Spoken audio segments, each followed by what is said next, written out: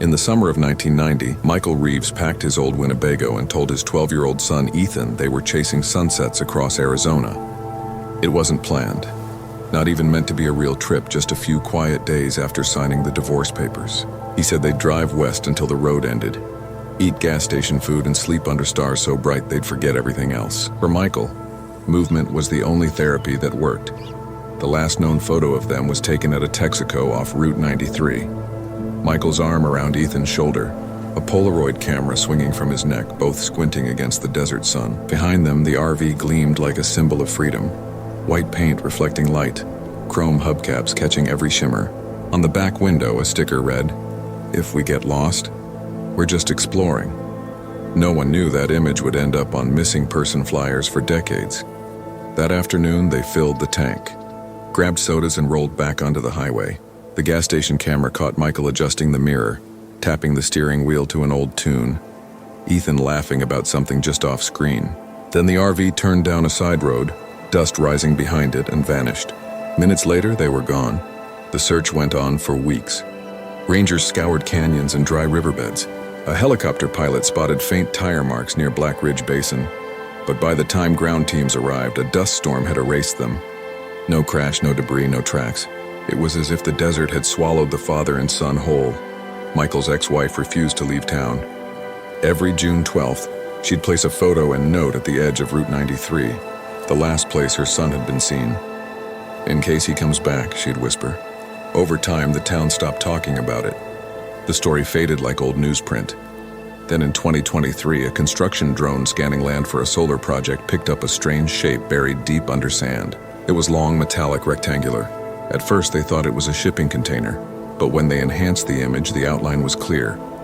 Windows, a roof vent, and through the dust, a single faded word, Winnebago. At dawn the next morning, a rescue team arrived. The dunes were shifting constantly, reshaped by the wind every season. But there it was, sitting at an angle, half buried, one tire visible, one headlight shattered. The body was intact. There were no impact marks, no burns, no sign of a crash. It looked as if it had simply been placed there. Inside was a strange kind of stillness. The air smelled of sand and metal. A folding chair lay tipped over beside the kitchenette.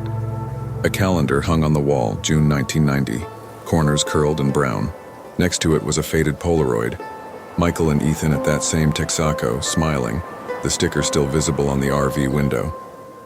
It felt less like time had erased them and more like it had paused them. But what stopped the investigators cold wasn't the photo. It was the dashboard clock. The hands were frozen at 7:43 p.m., the exact minute the RV had last been seen leaving the gas station. When a forensic technician opened the glove box, a folded map slipped out. A small red circle marked a patch of desert 30 miles north with 3 handwritten words beside it, "Don't follow." News spread instantly.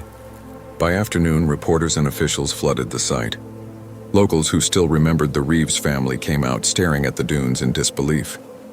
The desert looked the same as ever, bright, endless, silent, but the air carried something heavy, like it was holding its breath. One diver who entered the RV later said it felt like walking into a photograph that had waited too long to be developed. The seat cushion still held the shape of whoever had last sat there. A single shoe lay near the stepwell, coated in fine dust. Inside the fridge were 3 cans of soda, colors bright, labels sharp. One was half open, liquid still inside, condensation beating around the rim. The technician thought it was a setup, a prank, until he noticed the brand. The soda didn't exist in 1990. That discovery changed everything. If the RV had been buried for 33 years, nothing inside should have looked this fresh. The logbook on the dashboard was next. Michael Reeves's handwriting filled the pages, steady, careful, familiar. But the last entry stopped everyone in their tracks. It wasn't from 1990. It was dated June 12, 2019. Reporters gathered around as the sheriff stood silent. Finally, he said, "Sometimes the desert doesn't give things back. Sometimes it lets them visit." His words hung in the air as a faint wind swept over the dunes. Some claimed they heard laughter echoing faintly, like a memory trying to breathe. By the second day, the desert had turned into a maze of white tents, equipment, and vehicles stamped with federal logos. The Winnebago sat at the center like an ancient relic being unearthed. Each gust of wind stripped away more sand, revealing the old cracked decal, Winnebago, still clinging stubbornly to the metal. Inside, investigators cataloged everything with precision. Wallets, cassette tapes, faded photos, a child's watch, but the logbook drew the most attention. The early entries were ordinary. July 3rd, fueled up in Kingman. Ethan wants to see Hoover Dam. Then came several blank pages. After them, one line written in darker ink. It's been dark for hours, but the sun's still up. At first, they thought it was a poetic note, maybe written by a tired man losing track of time. But forensic analysis told another story. The ink used in that line contained a compound developed in 2018. The entry was written on paper that had degraded far slower than the rest, suggesting it was added decades later. The forensic chemist confirmed quietly to the sheriff that the line was no more than 5 years old. No one could explain it. No one wanted to. The evidence didn't make sense. The desert had given something back, but it had rewritten the rules in the process. Investigators worked in silence as the sun rose higher, the wind pushing thin waves of sand against the RV's frame. Every sound seemed amplified. The crunch of boots, the click of cameras, the hum of generators. The air carried a strange pressure, a weight that made it hard to breathe. When the sheriff looked through the window one last time, he saw the two Polaroids side by side, the one from 1990 and the one taped next to the calendar inside. They hadn't aged a day. He turned away without speaking. By the end of the week, the officials sealed the site. Reporters were sent away. The government called it a classified recovery. But in Kingman, the story spread again, passed through whispers at diners and gas stations. Some said Michael and Ethan had found something out there that time itself couldn't touch. Others said they'd never left at all. And every year, when June rolled around, travelers driving Route 93 noticed something strange. A small white RV parked far out on the horizon, gleaming under the heat. By the time anyone got close, it was gone. Only tire marks remained, leading nowhere. Reporters shared the story. Headlines screamed across every major outlet. Time Traveler's Journal found in the desert and Lost Father's final message. Cameras, microphones, and theories filled the air. The sheriff hated every second of it. He was a man of evidence, not whispers, but out there the desert didn't always follow logic. It stretched reality until even disbelief started to sound naive. On the third day, crews began clearing sand from beneath the Winnebago. That's when they saw them, tracks. Faint but perfect tire impressions leading northeast toward the Black Ridge Basin. The strange part wasn't the direction, it was the condition. The patterns were clean, undisturbed, fresh. Forensic geologists dated them to less than a year old. The sheriff ordered an immediate lockdown, but news traveled faster than tape. A freelance journalist had already launched a drone. By noon, the footage hit the internet.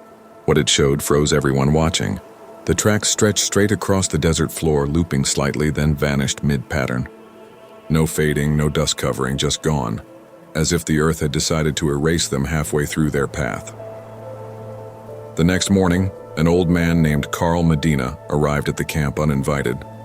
He was 72, sunburned skin, gray beard, an old cowboy hat shading his eyes. He claimed he'd worked maintenance at the Black Ridge testing range back in the late 80s. Said he remembered the name Reeves.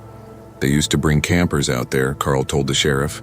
People wanting to see the sky where the military said you shouldn't look. No one believed him until he mentioned something else, something that changed the tone of the whole camp. There was a storm, he said quietly. Only it wasn't a storm. Whole sky went white. Sounded like metal tearing in half. Power went out across the county for 3 minutes. When it came back, half the ridge was gone, like someone scooped it clean with a spoon.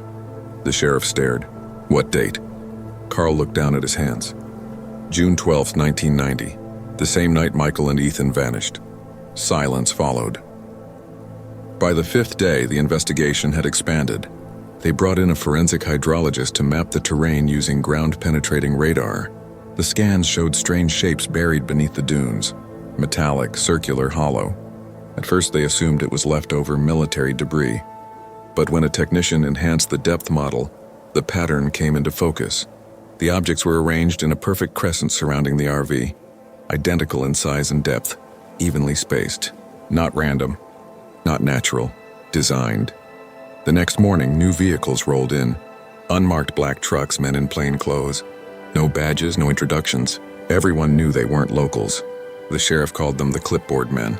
They sealed the perimeter, cleared civilians, and unloaded heavy equipment that looked more suited for a laboratory than the desert. That night, an official statement went out. Environmental hazard assessment in progress. No one believed a word. When the press was finally pushed behind the ridge, one technician approached the sheriff quietly. Her face was pale, hands trembling. She slipped him a small flash drive. "I shouldn't have this," she whispered, "but you need to see it before they bury everything." He plugged it into his laptop inside his tent. The footage came from a small dashboard cam that had been recovered inside the Winnebago. The video had almost decayed, but a few seconds of audio survived. Michael Reeves's voice broke through the static. Soft, distorted but unmistakable. "If anyone finds this, don't come looking for us. The road's not where it used to be." The sheriff replayed it 5 times. Each word was steady, calm, like a man who understood something no one else could. That night, the wind picked up. The tents flapped, sand hissed through the lights, and visibility dropped to nothing. When the storm eased, the tire tracks were gone again, every trace erased. The sheriff stood at the edge of the site, staring toward the dark outline of Black Ridge Basin. Carl's words echoed in his head about the sky turning white. Behind him, the Winnebago glimmered in the floodlights, half buried once more. For a moment, he saw something move inside. A faint silhouette by the passenger window, small, still, facing the ridge. He called out, no answer. When the wind cleared and the light steadied, the seat was empty again. Later that night, the security analyst reviewing camera footage caught the same flicker on frame 217. A child's face, half smiling, pressed against the window. The timestamp didn't read 1990. It read the night before.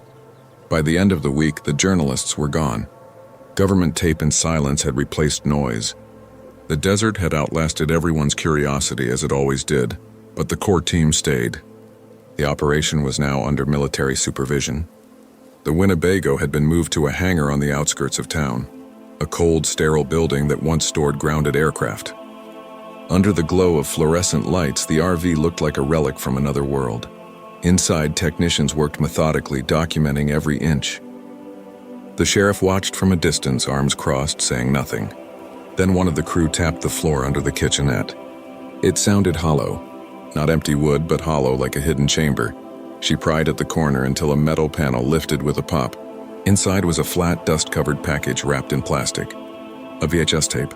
Across the label, written in black marker, were 2 words: Ethan's birthday. The hangar went silent. The sheriff's jaw tightened. "Find a player," he said. They rolled in an old VCR, plugged it into a monitor, and pressed play. The image flickered to life, grainy and distorted, colors bleeding at the edges. The first minute looked ordinary. A picnic table near the desert. Michael cooking hot dogs on a small grill.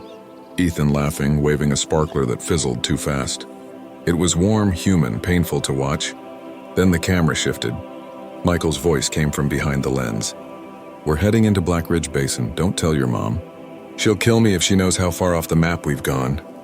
Ethan's voice answered, soft but certain. "It's okay, Dad. We're explorers, remember?" Static burst through the audio. The picture cut in and out. Then suddenly, the view jumped to the RV's dashboard. The headlights carved through red dust. Lightning flashed outside, but the sky above was perfectly clear. The clock on the dash read 7:43 p.m. The same frozen time they'd found in the recovered RV. The camera jolted. The vibration wasn't from the road. It was deeper, heavier. The microphone distorted. Ethan shouted something no one could make out. Michael turned the camera toward the windshield. Ahead, the road shimmered. The horizon bent, folding in on itself like heat haze. Then came a thin white line spreading across the distance. Horizontal and bright, a crack in the air itself. Light poured through it, bright and cold. Without color. Then everything went black. The tape ran another minute filled with static. But under the noise was a rhythm. Tap, tap, tap, tap. The sheriff's expression hardened. "Turn it off," the technician hesitated. "Listen again." She isolated the sound on her laptop, expanding the waveform. The taps formed a repeating sequence. It wasn't random. It was Morse code. 3 words. "We are here." The message repeated twice before the tape ended. The sheriff didn't speak. The soldiers didn't either. The only sound left in the hangar was the faint whir of the tape rewinding itself. That night, everyone signed non-disclosure forms. The VHS was sealed in a black case locked under military escort. The official report claimed the footage contained nothing useful, but the sheriff knew better. He could still hear the taps in his head long after the hangar lights went dark. 4 knocks, spaced evenly like a message trying to reach through time itself. And somewhere out past the ridge, under the shifting dunes, something answered. Every person who stood inside that hangar would remember the tapping. Long after they left, that sound lived in their heads. The sheriff didn't sleep that night. Around 2 in the morning, he drove north to the quarry, parked and listened. The wind scraped across the rocks, whispering through the emptiness. Then faintly he heard it again. Tap, tap, tap, tap, slow, steady, coming from deep below the ground. At sunrise, one of the clipboard men found him at the diner. "You're off the case," he said flatly. "Effective immediately. Nothing more to investigate." The sheriff smiled, no humor in it. "If there's nothing to investigate, you wouldn't be here." By noon, he was gone, resigned, retired, or pushed out, depending on who you asked. Weeks passed. The RV stayed locked away under military control, but Deputy Mara, a young officer with too many questions, couldn't let it go. She had secretly copied the audio tape before it was seized. Every night she played it, listening to the steady rhythm. Tap, tap, tap. She thought it might be code. Until one night she heard something else, a faint whisper under the static. A child's voice. "Dad, it's happening again." She froze, rewound, boosted the gain, slowed it down, cleaned the noise. The voice wasn't interference. It was real. The next morning, Mara took her car and followed the coordinates marked on Michael Reeves's old map, the one that said, "Don't follow." The sun was setting when she reached the ridge, bleeding gold light over the rocks. The desert wind curved through the scrub. Silence surrounded her, then her radio crackled. Static burst once, then a voice. "If anyone hears this, Ethan's here." The words sliced through the silence. The voice belonged to Michael Reeves. Her breath caught. The message repeated once, then vanished. She looked at her radio. The display was off. No signal, no frequency. Later, when she checked the recorder, the message wasn't there. No timestamp, no data, just the sound of wind, and faintly beneath it a child's laugh. After that night, everything shifted. Official reports blamed radio interference, but interference doesn't say your name. Within a week, 2 unmarked trucks rolled into town. They didn't stop anywhere. They went straight to the hangar, loaded the RV into a container, and drove north. No plates, no listed destination. When the new sheriff asked where the evidence had gone, he was told it was being moved for hazard containment. That phrase stuck in everyone's heads. Hazard containment. Like truth itself had turned radioactive, Mara didn't quit. She still had the Reeves map. She spread it across her kitchen table. The red circle around Black Ridge Basin looked darker now. When she tilted it under the lamp, she noticed something new. Faint embossed letters beneath the ink. Property of the U.S. Air Force. Project Mirage, 1989. The words made her stomach tighten. She started calling around, searching for anyone who had worked at Groom Lake or Nellis. Most hung up. One didn't. His name was Daniel Cormermack, retired radar engineer. His voice was rough, tired, and heavy with years. "You found one of ours," he said slowly. "Our ghosts. What was Project Mirage?" Mara asked. Silence stretched. Then came a thin, bitter laugh. Something that was supposed to stay buried. "We were bending radar, trying to hide planes, but we started hiding other things instead." "What kind of things?" she asked. "Everything," he whispered. "Light, sound, sometimes even time. You twist reality long enough, it twists back." His breathing grew harsh. "Tell me something," he said. "Was there a storm the night they disappeared?" "Yes. Then they hit a field and residual energy pocket. Should have collapsed in minutes. But sometimes..." He stopped. "Sometimes it opens again." The line went dead. That night, Mara drove back out to the basin. The desert was colder than before. Around 2 a.m., the air temperature dropped 20 degrees in seconds. Her windshield fogged from the outside. A low hum filled the air like turbines turning beneath her feet. The steering wheel vibrated. She stepped out. Over the basin, a light pulsed in the air. It wasn't white, wasn't any color she could name. It shifted and breathed like a living thing. The air shimmered. For an instant, the sand flattened into glass. Then it vanished. She didn't tell anyone. They'd call her unstable like they did the sheriff. Instead, she found Cormarmac's address the next morning and drove there. His house was barely standing, walls eaten by dust, books collapsed on the floor. On the wall hung a photo. Cormarmac and 3 other men in Air Force uniforms, a sign behind them reading, Black Ridge Test Range, Restricted Access. The date, June 10, 1990, 2 days before the Reeves vanished. On his desk lay a cassette recorder, a note taped on top, for whoever's still listening. She pressed play. Cormarmac's voice crackled through. We ran the test at 1900 hours. Field held for 5 minutes. We lost visual on one of the probe vehicles. Then telemetry picked up echoes. Same coordinates, different timestamps. 1990, 2019, both active. Reeves wasn't supposed to be there.